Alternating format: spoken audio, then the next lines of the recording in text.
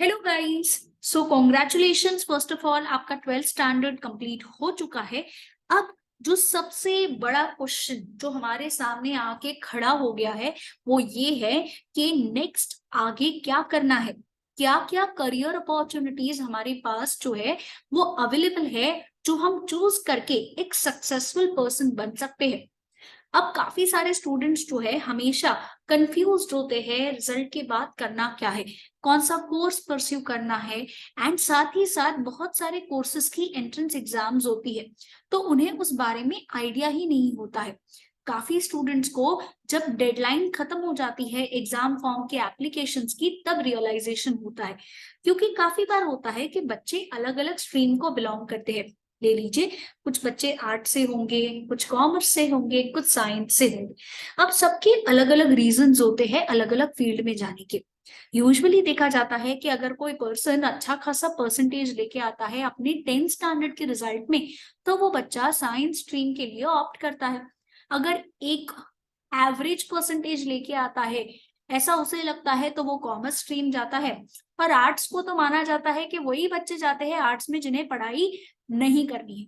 But क्या ये reality है? The answer is no. ऐसा कोई स्ट्रीम नहीं है जो आपको बोलता है कि बिना पढ़ाई किए आप जो है जीवन में आगे बढ़ पाओगे। डेफिनेटली आपको हार्ड वर्क करना ही है अगर आपको एक सक्सेसफुल पर्सन बनना है तो। और आज के टाइम पे एक प्रोफेशनल डिग्री होना, एक प्रोफेशनल पर्सन होना बहुत ज्यादा इंपॉर्टेंट हो गया है। बिकॉज जो ट्रेडिशनल कोर्सेस है उससे काम नहीं बनता है। काफी सारे स्टूडेंट्स जो है गलत स्ट्रीम भी चूज कर लेते हैं after that 10th standard. And फिर उनको रियलाइजेशन होता है कि शायद हमें इस काम में ज्यादा जो है चीजें अचीव नहीं कर पाएंगे इस स्ट्रीम से जो हम दूसरी स्ट्रीम से कर पाए। काफी सारे बच्चे गलती से, बिकॉज उनका परसेंटेज कम था और उन्हें उनकी डिजायर्ड या तो टॉप कॉलेज नहीं मिल रही थी, दे गो फॉर अदर स्ट्रीम्स। काफी बार स्टूडेंट्स फैमिली के प्रेशर में आके, रिकमेंडेशंस में आके एक ऐसा स्ट्रीम सिलेक्ट कर लेते हैं जहां पे अब वो कहीं ना कहीं लगता है कि अब आगे पता ही नहीं है कि इसके बाद क्या करें। कुछ बच्चे ऐसे भी होते हैं जो साइंस बैकग्राउंड से बिलोंग करते हैं and they are preparing for the medical examinations and the engineering examinations. But ये चीज एक फैक्ट है कि ये एग्जामिनेशंस के लिए लाखों बच्चे हर साल एग्जाम देते हैं और सीट्स बहुत ज्यादा कम होती है। तो सारे बच्चों का इंटरेस्ट शायद उसमें नहीं होता है, या काफी सारे बच्चे दूसरे ऑप्शंस के लिए लुकआउट करते हैं। So your B Educare is your with you to help you out के रिजल्ट के बाद करना क्या है, कौन सी ऐसी स्ट्रीम्स जो है वो आप चूज कर सकते हो।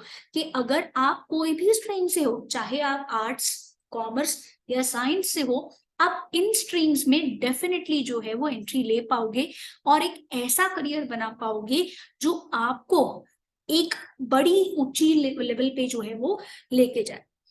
So before starting with that, एक टाइम जो है हम लोग 2 मिनट अपने आप को डेडिकेट करेंगे, जहां पे हम खुद से कुछ क्वेश्चंस जो है वो पूछेंगे एंड सेल्फ इवैल्यूएशन करेंगे। फर्स्ट क्वेश्चन ये है कि क्या आप क्यूरियस पर्सन हो। सेकंड क्वेश्चन ये है कि क्या आपको करंट अफेयर्स, मतलब कि आपकी आसपास होने वाली चीजें बड़ी इंटरेस्टिंग लगती है, कि क्या हो रहा है देश में, इंटरनेशनल लेवल पे, स्टेट लेवल पे। जैसे कि एग्जांपल ले लीजिए, कौन सा पर्सन स्पोर्ट्स में जो है ट्रॉफी जीत के आया, क्या चल रहा है देश में, कौन सा नया जो है प्रगति के लिए मोदी जी क्या लाने वाले हैं। ऐसे अगर कुछ क्वेश्चंस क्या आपको अट्रैक्ट करते हैं। थर्ड क्वेश्चन है, क्या आपकी रीजनिंग स्किल्स अच्छी है, मतलब कि अगर आप कोई काम करते हो तो सोच समझ के करते होंगे। बट काफी बार होता है कि हम खुद को बता नहीं पाते एंड दूसरों को रीजन नहीं दे पाते कि हमने ये काम कैसे किया। तो क्या आपकी रीजनिंग एबिलिटी स्किल्स जो है वो अच्छी है। एंड चौथा क्वेश्चन ये है आपके लिए कि क्या आप प्रॉब्लम्स को बड़ी आसानी से सॉल्व कर देते हो। लेट अस से कल को आपके पास कोई आपका फ्रेंड आता है कोई प्रॉब्लम लेके कहीं पे, अब बोलता है कि यार दोस्त सोल्यूशन बता दे, तो क्या आपकी प्रॉब्लम सॉल्विंग स्किल्स, जो आपकी एबिलिटी है, क्या वो सही है। अगर यहाँ पे आपका आंसर सारे क्वेश्चंस में या किन्हीं दो क्वेश्चंस में भी यस है, then you are 100% made for the law. अब यहाँ पे लॉयर का काम ही यही होता है कि उसको आसपास की सारी खबर होती है। सेकेंडली, उसका एक इम्पॉर्टेंट जो है वो स्किल है, वो है प्रॉब्लम सॉल्विंग स्किल्स, जहाँ पे जो लोग हैं अपनी प्रॉब्लम्स को लेके आएंगे एंड अपनी प्रॉब्लम्स जो है वो सॉल्व करेंगे यहाँ पे। तो इसीलिए ये चीज जो है इम्पोर्टेंट बन जाती है। तो अब समझते हैं कि लॉयर क्यों, और लॉयर बनने से क्या फायदा होगा। देश में तो ऑलरेडी बहुत सारे वकील होंगे, तो अगर हम लॉ परस्यू करेंगे तो इससे हमें क्या फायदा होगा। सबसे पहला फायदा ये है कि लॉ एक रिस्पेक्टेबल प्रोफेशन है एंड आप एक प्रोफेशनल बन जाओगे। जस्ट इमेजिन, कल को आप काला कोट पहन के कहीं पे जा रहे हो, आपके नाम के आगे एडवोकेट लगा हुआ है, कैसी फीलिंग होगी, वो बहुत ज्यादा मस्त फीलिंग होगी। तो अगर आप लॉ प्रैक्टिस करना चाहते हो या आपको कानून में इंटरेस्ट है, घर में कोई तो ऐसे प्रॉब्लम चल रहा है, या तो रास्ते पे पुलिस ने पकड़ लिया बिकॉज हमने कोई तो रूल ब्रेक किया, ऐसे हमें बोला गया है, तो क्या वो सच में कानून था कि नहीं था। अगर इन चीजों में आपका इंटरेस्ट है तो डेफिनेटली आप लॉ जो है वो परस्यू करना चाहिए यहाँ पे। And next is intellectually challenging and stimulating person, जहां पे अगर आपके दिमाग में अगर हमेशा नए नए आइडियाज आते रहते हैं, नई नई चीजें अगर आपके दिमाग में आती रहती है, तो फिर you are an intellectual person जो जैसे जैसे समय बदलते आ रहा है वैसे वैसे चीजों को समझते आ रहा है। एंड साथ ही साथ अगर आप एक प्रैक्टिकल पर्सन हो जो ये बिलीव करता है कि प्रैक्टिकल स्किल्स बहुत ज्यादा इंपॉर्टेंट है किसी भी पर्सन में, then definitely you are a person who should pursue law. साथ ही साथ अगर हम देखें तो लॉ के लिए एंट्रेंस एग्जाम्स होती है। हर एक एंट्रेंस एग्जाम आपको अलग अलग लॉ कॉलेजेस में पहुंचाएगी। जैसे कि फर्स्ट एग्जाम होता है क्लैट एग्जामिनेशन। अब ये क्लैट एग्जाम एक नेशनल लेवल एग्जामिनेशन है जिसको हम कॉमन लॉ एडमिशन टेस्ट भी बोलते हैं, जहां पे आपको देश की टॉप एनएलयूज में पढ़ने का मौका मिलेगा। जैसे आईआईटीज होते हैं, जैसे आईआईएम्स होते हैं, वैसे ही एनएलयूज होते हैं for the law aspirants. Top NLUs में बैंगलोर, हैदराबाद, कोलकाता, जोधपुर आते हैं। अपार्ट फ्रॉम दैट, अगर आपको दूसरे स्टेट में शिफ्ट नहीं होना है, आप अपने स्टेट में ही पढ़ाई करना चाहते हो, तो फिर महाराष्ट्र लेवल पे MHCET लॉ एंट्रेंस एग्जाम होता है 5 इयर्स के लिए। यहाँ पे लॉ जो है आप परस्यू कर सकते हो। लॉ डिग्री दो तरीकों की होती है, एक होती है 5 इयर्स लॉ डिग्री और दूसरी होती है 3 years law degree. 5 years law degree आप 12th के बाद परस्यू कर सकते हो, 3 इयर्स लॉ डिग्री आप ग्रेजुएशन के साथ परस्यू कर सकते हो। बट एक स्टूडेंट जहां पे 12th के बाद अगर उसको लगता है कि यस लॉ फील्ड में मुझे अपना करियर बनाना है, तो डेफिनेटली उस स्टूडेंट को 5 ईयर लॉ करना चाहिए।